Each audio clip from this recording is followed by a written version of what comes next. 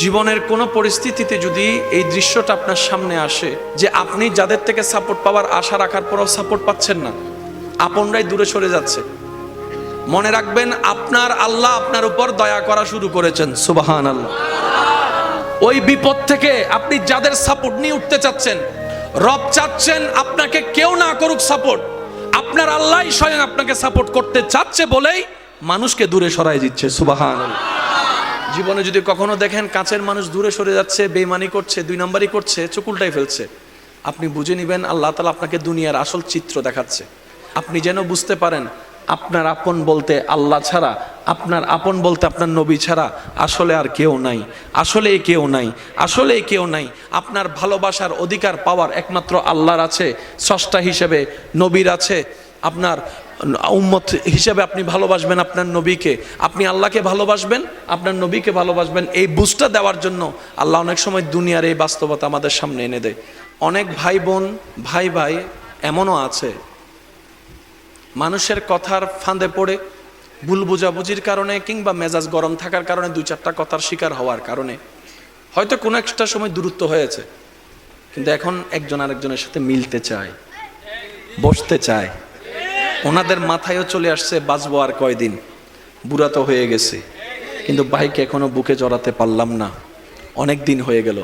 বড় ভাইয়ের মনেও সে তৃষ্ণা থাকে, ছোট ভাইয়ের মনেও সে আকাঙ্ক্ষা থাকে, কিন্তু অনেক দিনের দূরত্বতার কারণে, লজ্জাবোধের কারণে তারা মিলতে পারে না। আমি আমার ভাইদেরকে, যুবক ভাইদেরকে অনুরোধ জানাবো, যদি এরকম কোনো ফ্যামিলি কন্ডিশন হয়, আপনারা যুবকরা মিলে, ভাইরা মিলে, চাস্তো ভাই জাত্তো ভাইরা মিলেই আপনারা উদ্যোগটা নেন, ভাই ভাইকে যেন জড়াই ধরতে পারে, ভুল বুঝাবুঝি যেন শেষ হয়ে যায়। কথা বলেন ঠিক কিনা? বান্দা বান্দাকে মিলানোর কাজ করবে, আল্লাহ সেটা দেখে গুনাহ মাফ করে দিবে। সুবহানাল্লাহ। আমি শুনি না, আরো জোরে বলেন। মিলে থাকেন, কেউ মিলে থাকতে না চাইলে তার আল্লাহরে সে জবাব দিবে। আপনার পক্ষ থেকে আপনি ক্লিয়ার থাকেন, মানুষের উপকার করবেন, থ্যাংক ইউ পাওয়ার আশা রাখবেন না, করতেই থাকবেন। কেন? সে আপনার রবের বান্দা, আপনি বান্দার জন্য করবেন, ওই বান্দার আল্লাহ আপনার জন্য করবে। আমরা অনেক সময় বলি তার এত উপকার করছি, সে আমার সাথে ডাইরেক্ট চোখ উল্টাই ফেলছে, বা এটা দুনিয়ার নিয়ম। আল্লাহ তো এটাই বুঝাতে চায়, এটা দুনিয়া, এটা জান্নাত নয়। আল্লাহর কাছে সবসময় একটা ফরিয়াদ করবেন, আল্লাহ তুমি আমাকে যতদিন ইচ্ছা এই দুনিয়ায় রাখিও, কিন্তু সে থাকাটা যেন তোমার পছন্দের হয়। আল্লাহ যতদিন আমার নিঃশ্বাস চলবে, সেই নিঃশ্বাসটা যেন তোমার পছন্দের সময় কাটে। আল্লাহ আমাকে তুমি যতদিন রাখবা সুস্থভাবে রেখিও, অসুস্থ বানিয়ে কারো উপর যেন আমাকে বোঝা না হতে হয়। কারণ অসুস্থ হলে অনেক সময় আপনরা পর্যন্ত ভর মনে করে। প্রস্রাব পায়খানা যখন অসুস্থতার কারণে বিছানায় করা লাগে, মানুষ ঘেন্না করে, এই ঘেন্নাটা দেখে রুগীরও নিজের অস্বস্তি বোধ হয়। কথা বলেন ঠিক কিনা? আল্লাহ আমি যেন সুস্থ থাকতে থাকতে ঈমান নিয়ে ইজ্জতের সাথে দুনিয়ার থেকে যেতে পারি, সে তৌফিক তুমি আমাকে দিও। মাওলা যতদিন আমি বেঁচে থাকবো তোমার বান্দা, জীবনের শেষ নিঃশ্বাস পর্যন্ত কখনো যেন কারো কাছে হাত পাততে না হয় আমায়, সেই রিজিকের ব্যবস্থা তুমি করে দিও।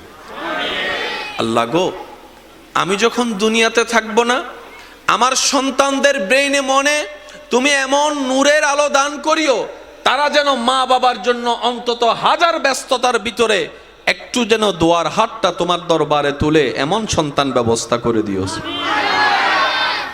আল্লাহর কাছে এই দোয়াগুলা করা যাবে ইনশাআল্লাহ? আওয়াজ শুনি নাই। এগুলো কি আমাদের জন্য ভালো হবে না খারাপ হবে? যত উত্তম দোয়া আছে, সবচাইতে উত্তম দোয়ার মধ্যে এগুলা অন্যতম উত্তম দোয়া। কি বলেন আপনারা? একমত আছেন তো সবাই? সবাই একমত আছেন তো?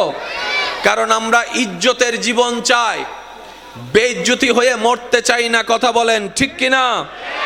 আমরা মানুষের উপকার করে মরতে চাই, কারো উপর বোঝা হয়ে, অপমানিত হয়ে মরতে চাই।